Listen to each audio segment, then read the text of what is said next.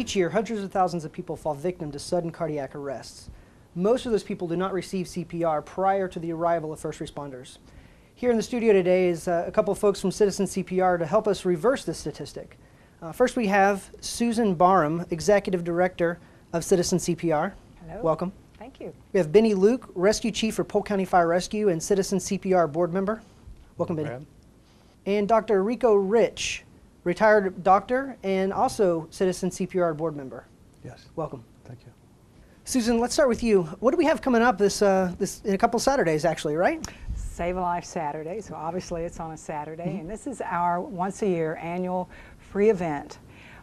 Anybody ages 9 and up are welcome to attend. It is free. It's at Polk State College in Winter Haven, the Winter Haven campus, and our goal is to train everyone that walks through that door in an hour and a half how to save a life. And we'll teach adult, child CPR, introduce the AED, which I hope we'll talk a little bit about today because it's so important, and the relief of choking, and we're even going to put a little drowning prevention in there.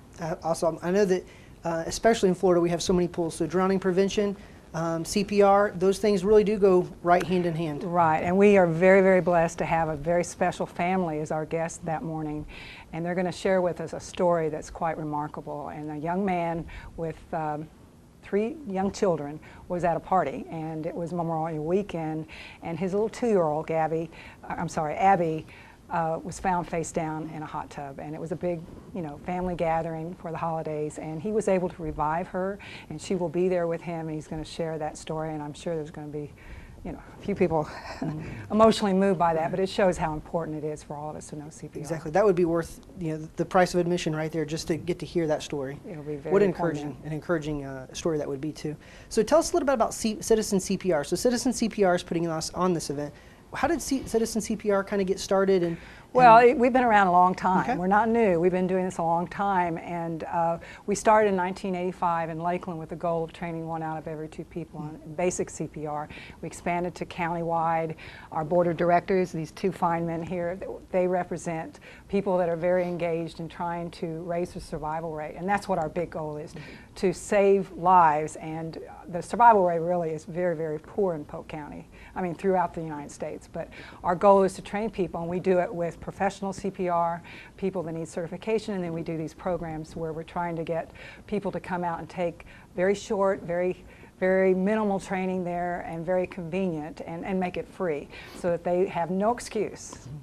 And even if they can't do Save a Life Saturday, we do have other opportunities that we do the free training. But we do many ways of training all throughout the county, anywhere from an hour and a half, an hour class, all the way up to 4- and 5-hour classes. Wow. Yeah, very.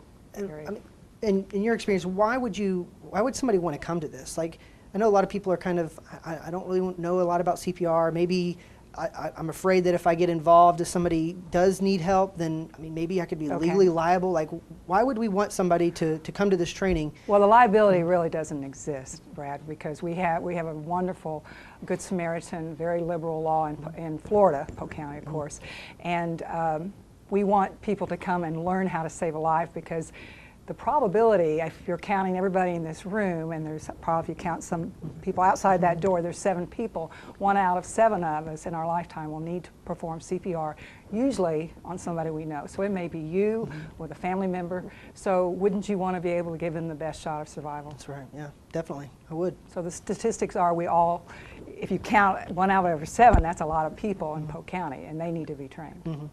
So Save a Life Saturday, that's coming up on November the 16th. Right. Right, and it's just in the morning time. Right. It's very short. We're providing refreshments, so they can come in without breakfast and have a lovely breakfast with us, and then we'll start right at 9 o'clock. We'll be finished by 10:30, and we'd like them to pre-register so that we'll make sure we have enough refreshments. All our instructors are volunteers. Many of our board members will be there helping out, and it's really a wonderful event. The community is very, very appreciative when they come and learn this, and we try to just make it very available. And we can only do it once a year because it's a lot of work to put it together. So we hope everyone listening will take advantage of it. Right. Bennie, let me come to you. You've been in the field. You've been out there. You've seen the mother running to you with their baby, or the wife running to you about their husband that's had a sudden cardiac arrest or needing CPR. How is this event, this Save a Life Saturday, going to help the first responders, the emergency responders in the field? to help, I guess, their loved ones in a lot of cases? Well, Brad, our response time actually is pretty good in Polk County. In the cities, a paramedic is normally on the scene within about 5 minutes in most cases. And outside of the city limits, it may even take longer. But every minute counts, and from the time someone goes into sudden cardiac arrest, from the first minute, it's about 8 to 10% chance of, less of a chance of surviving for every minute of cardiac arrest. And when you look at response time, it doesn't necessarily add up the time from the collapse till someone actually called and got on the phone. And it doesn't necessarily add up the time it takes for us to leave our apparatus and get to the victim's side and start doing CPR. So as you can see, the chance of survival, this is why it's so low throughout the United States. And to train people to do CPR ahead of time, where they can react and do good things immediately, we will improve the outcomes of people. Family members, loved ones, neighbors, co-workers, and so forth. Some people think, well, 911 can teach me how to do CPR on the phone. Again, there's a delay in starting CPR and having to teach CPR on the phone. While it is effective and does improve survival, it doesn't match someone knowing what to do immediately. And I'll give you an example, Brad. For 35 years my 35 years experience, and I spent a good 10 years working on a shift in the field, it was rare we had someone that was actually resuscitated before we got on scene by someone even doing CPR. It was just so rare that people did it back then. In most recent years, I've heard stories from our personnel of people being awake when we arrived on scene that were in cardiac arrest. And what had happened in today's time was someone doing early CPR and applying a community-based automatic defibrillator, AED. We've got several stories, and when they arrived on scene, the victim was not only out of cardiac arrest, they were awake and talking, which years ago was unheard of. So survival is improving. In our organization, we're resuscitating 25% of our cardiac arrest victims. Now, that's not a bad number, but that's not a save. A save is when you can leave the hospital walking and talking. And our save rate is 10%. It's better than it was years ago. That means people that were resuscitated had a good outcome, 10%. The goal is to at least double that in the next year or so. So early CPR puts that clock on hold for a while, and that 8 to 10% per minute declines significantly. And you have a much better chance of survival with early CPR and early application of the automatic defibrillator. So the 10% saves, so walking out of the hospital a success, to 20% really lies in the hands of the people that are going to be coming to this event, this Save a Life Saturday. Getting them and teaching them this CPR with the aid of an AED. Will that be taught there as well? Yes, we're going to have AED trainers within all the different groups so that everyone has an opportunity to push the buttons and see how easily it works. Right. It really is very, very simple to use. And we're seeing so many AEDs popping up all over the county and all over the state, and really the United States in general. And there's definitely some in the building that we're in here, and doctors' offices. Obviously, they have them, but also in just regular office buildings. Absolutely. Are they becoming more is it becoming more cost effective and cheaper in price? Is that the reason why we're seeing them pop up? Well, we're pushing them, and American Heart Association asked all organizations to start teaching the AED to the lay person probably 2000, 2001, so it's been about 11 or 12 years. So the educational piece of that has been available. And then AEDs back then were about $3,700. Woo, $3,700. Now you can buy one of the smaller versions for a little over $1,000. Wow. So that has a huge drop. Right. So it's really more available, and there are people that even buy them for their homes. Mm-hmm.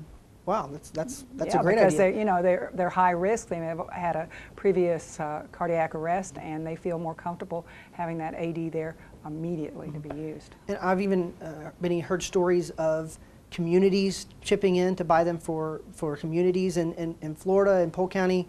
We all know that there are communities out there that 55 and plus. We see them popping up more and more with the baby boomers retiring and getting older and older. Good idea.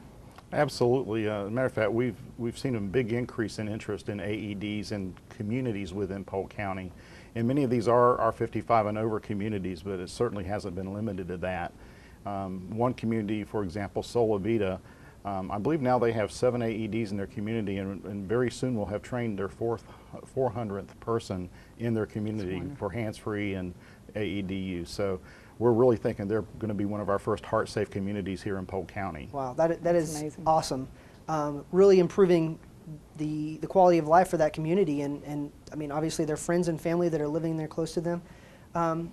Tell me, Bennie, about maybe the emotional toll that it takes on the responders. Obviously, every time, those are high stress calls that these guys are running. Obviously, you want to save the life, but I mean, being out in the field, is there? I mean, does that help the first responders whenever they see that positive outcome of the AED being used, CPR being started early, and that save that person up and talking whenever they arrive on scene? Oh, absolutely. A save of any form, if a patient does, even if they don't wake up on scene and they find out they did really well and were discharged from the hospital, to them that's a great thing. And with so many people not being resuscitated historically, it gives the field personnel hope. You know, they're going to go there and know that doing some good, maybe someone started CPR using AED, that there's going to be a good outcome. So it makes us all want to work harder as well to make sure we do everything possible to keep that outcome moving forward. And come over here to Dr. Rich. You know, I was just talking to you before the show. Tell me how you know, sudden CPR. I mean, you suffered sudden cardiac arrest. Is that? Mm-hmm. And somebody started CPR on you early, and they had an AED available. Yes. Tell us. That's the whole reason your I story. can talk and walk and even drive over here. I was playing tennis. It's just a beautiful day like today, and on a Saturday morning. And I thought I was under the delusion I was healthy as a horse and would never have a cardiac event. But it just goes to show, you know, you can be perfectly healthy, bam, and have one of these things. And so I went down in the middle of a tennis match, and what saved the day was two of the guys in the next court knew what CPR was all about. They had seen them before. They rushed over there. Within 30 seconds, I had CPR started, and I was so lucky that an AED was available on premises, 50 yards away. So really within 3 minutes, I had CPR immediately, AED, and I got shocked and restored to normal rhythm in, you know, 3 minutes or so. Wow. That's a bit unusual, but that's why I'm talking and trying to make sense anyway, and happy as a clam about all of it. Yes. Very, very grateful, as you can imagine. So obviously a huge champion of citizen CPR, as a board member of CPR and of AEDs. As a doctor, I mean, how has that impacted, how this event impacted your life and how you champion this? Well, the first thing I was able to do was to get our local Rotary Club here in Lakeland to have a fundraising effort to provide AEDs for the Lakeland Police Department. Perhaps you read about it Yes. in the paper. We had, here they are, first responders, but they're like 80% of the police departments in America. They don't have AEDs, and these are the first people there, often. So we raised $175,000, and were able to buy AEDs for all of the vehicles for the Lakeland Police Department. And I should add that our sheriff, we're so lucky to have Grady Judd here, he had the foresight, maybe 4 years ago, to equip all 700, not 100, 700 Polk County Sheriff vehicles with AEDs. And of course, they never get much publicity about their saves, but they have saves all the time. Yeah, they do. And in fact, I did see one in the Ledger not too long ago of a save that they had witnessed a vehicle crash. A person had a sudden cardiac event, and they hopped out and went straight into action. And of that they had a success. They had a save from that. Absolutely. You know, there's so much stuff going on. I know Polk County Fire Rescue is training people in hands-only CPR. Citizen CPR is training people. Communities are buying AEDs to put in their communities, at the tennis courts. So we have so many different things that are going on for this epidemic of heart. I mean, there's heart disease and heart attacks and sudden cardiac arrest. There's so many of these, hundreds of thousands. I mean, what are we looking at as far as how many people suffering sudden cardiac arrest? We say 350,000 at least. We get varied numbers on that, but it's at least 350,000 people a year. Right? That's outrageous. There's so many people that, and only 10% we consider have a a successful outcome? And that's in Polk County. That's Polk County. Okay. There's some communities, obviously, will say they have more and maybe and do, and there's some communities, obviously, that have a lot less. We count a save at 10% as, again, someone that is able to go back and live their life and be able to function normally. If someone's in a coma and they don't really recover from that cardiac arrest, we don't count that as a save. I think it's worth pointing out these 350,000, that's a number, but each number is a person. That's right. And that is more, this is more than the combined deaths. Cancer of the breast, cancer of the prostate, motor vehicle accidents, suicides, homicides, AIDS, dementia, Alzheimer's, burning, drowning. If you put all those together, you would not equal or come close to the 350,000 from sudden cardiac arrest. Just to give you an idea. And that's just sudden cardiac arrest, but CPR is used in a lot of other cases. We talked about the drowning earlier, where we can, by learning CPR, whether it be hands-only, I mean, can we talk a little bit about the difference between the hands-only CPR and the real CPR? For someone who says, this is a stranger, I have no idea who this person is, I mean, do they just step back and do nothing? What do we suggest that they do? Well, we recommend, especially for lay people, to do hands-only if it's a witness cardiac arrest. That means we see that person collapse or very close to it. And because the statistics have been shown and studied that the outcome is pretty much the same whether you do full CPR with the rescue breathing or just push and do the compressions. And it's so much easier. And there are people that are can't remember all the steps of conventional CPR.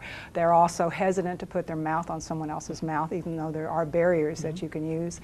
And to teach somebody the very, very simple hands only, it's really just 2 steps, is a way to go, because you can always take more training if they. Now, I do want to point out with children, it is different, Brad. Okay. And that's why we're doing the hands-only and the child CPR at this event, because we're hoping families will come out with swimming pools and will learn the child CPR. But a majority of them will probably be older people that are going to witness that person collapsing in the home. So hands-on is very easy to learn, but we do a lot more than that. Right. It's a good way to start and train large numbers. Okay. Yeah. And so they say, I don't really want to, I don't know this person, I don't want to put my mouth on them, so hands only. Well, all right, I don't know how often I need to push. How can they remember how many compressions or how fast they need to do it? How can they remember that? I'll let Bennie take this. Well, he does so well. The idea is to compress 100 times a minute. Okay. And so if you can do faster than once per second, you're getting there. Okay. And there's other mimics you can do, but basically it's 100 times a minute. So it's 1 and 2 and 3 and 4 and 5. That's, if you count that fast, you're doing 100 compressions per minute.